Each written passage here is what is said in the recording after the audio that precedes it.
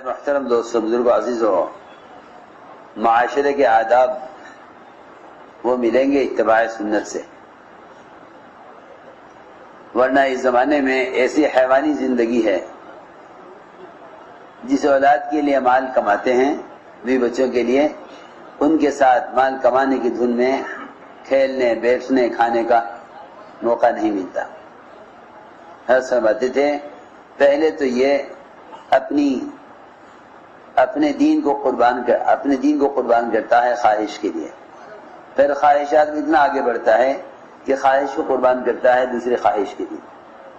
ایک خواہش آئی بیوی بچوں سے ملنے کی، اس سے بڑی خواہش آ گئی مال کمانے کی، تو بیوی سے ملنے کی خواہش کو قربان کر دے گا مال کمانے کے لیے۔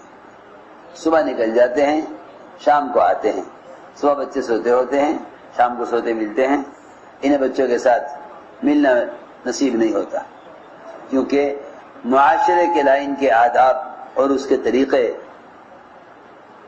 کیونکہ جب آدمی کی فطرت بگڑ جاتی ہے تو فطری تقاضے ہی بدل جاتے ہیں۔ جب فطرت بگڑ جاتی ہے فطری تقاضے بدل جاتے ہیں۔ فطری تقاضوں میں اللہ رب العزت نے سب سے اہم چیز عبادت رکھی ہے۔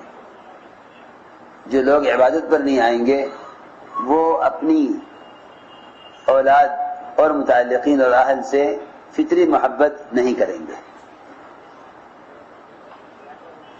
کیونکہ اللہ رب العزت نے محبت کا جو وعدہ فرمایا ہے وہ ایمان اعمال صالحہ پر فرمایا ہے، اس لیے لوگ اپنے اہل سے فطری محبت نہیں رکھتے،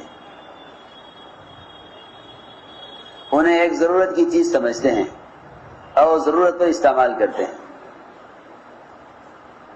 ضرورت کی چیز سمجھتے ہیں، ان کو ضرورت پر استعمال کرتے ہیں، فطری محبت نہیں رکھتے۔ حالانکہ جتنے بھی انسان کی طبیعت کی فرحت کی چیزیں ہیں، مختلف دوائیں ہیں، مختلف غذائیں ہیں، مختلف پھل اور جڑی بوٹیاں ہیں، مختلف نسخے ہیں، ان سب میں سب سے زیادہ مفرح قلب اور سب سے زیادہ سکون پہنچانے والی چیز وہ اولاد ہے، وہ اولاد ہے۔ جانور بھی اپنی اولاد سے محبت کرتے ہیں، بلکہ عجیب بات یہ ہے کہ جانور انسانوں سے زیادہ اپنی اولاد سے محبت کرتے ہیں۔ اس زمانے کا دستور یہ ہو گیا ہے کہ اولاد کو تو نوکر پالتے ہیں اور میاں اور بیوی یہ کمانے میں آپس میں ایک دوسرے سے جدا رہتے ہیں۔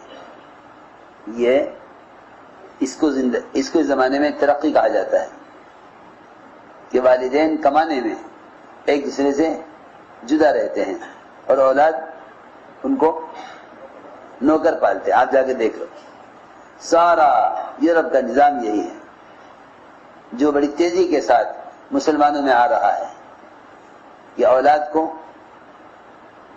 ملازمہ پالتی ہیں، اس لیے یعنی اپنے بڑوں کی وہ عادات اولاد میں منتقل نہیں ہوتی جو ان کی نسلوں سے چلی آ رہی ہوتی ہیں۔ ساری خاندانی شرافتیں آگے اس لیے ختم ہو رہی ہیں کہ اس زمانے میں اولاد کو نوکر پالتے ہیں،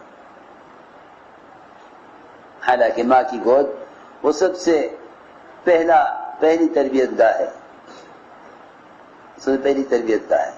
لیکن اس زمانے میں وہ نیا طریقہ ہے کہ جس سے اولاد کو والدین کی گود نہیں ملتی۔ حضور اکرم صلی اللہ علیہ وسلم باوجود تمام مشاغل کے اور باوجود متواصل الاحزان یعنی مسلسل آپ غمگین رہتے تھے، اس کے باوجود آپ اپنے بچوں کے ساتھ اس طرح کھیلتے تھے کہ شاید اس زمانے میں اس طرح کھیلنا لوگوں کو عیب معلوم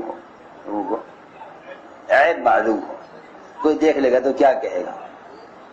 آپ صلی اللہ علیہ وسلم اونٹ بن جاتے حسنین کے لیے اور وہ آپ کے بالوں کی لٹوں کا کی لگام بنا لیتے اور آپ اونٹ کی آواز نکالتے اور یہ دونوں آپ کی پیٹھ پر سوار رہتے. آپ یعنی چاروں ہاتھوں پیروں سے آپ چلتے اونٹ بن کر اور حسنین آپ کی پیٹھ پر سوار ہوتے. دیکھنے والے کہتے کیسی اچھی سواری ہے. آپ فرماتے سوار بھی تو کتنے اچھے ہیں.